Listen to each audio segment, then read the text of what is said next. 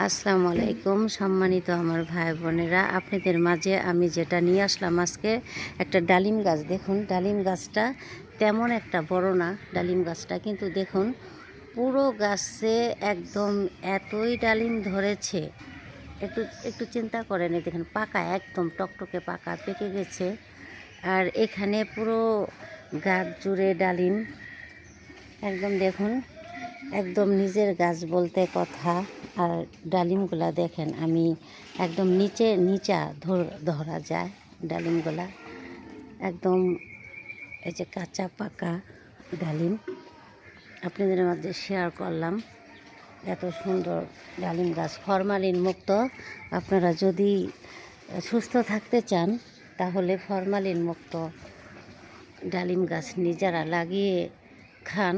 দেখেন এতই ডালিম গাছের চিপায় চাপায়। সবাই ভালো থাকবেন, সুস্থ থাকবেন। আসসালাম।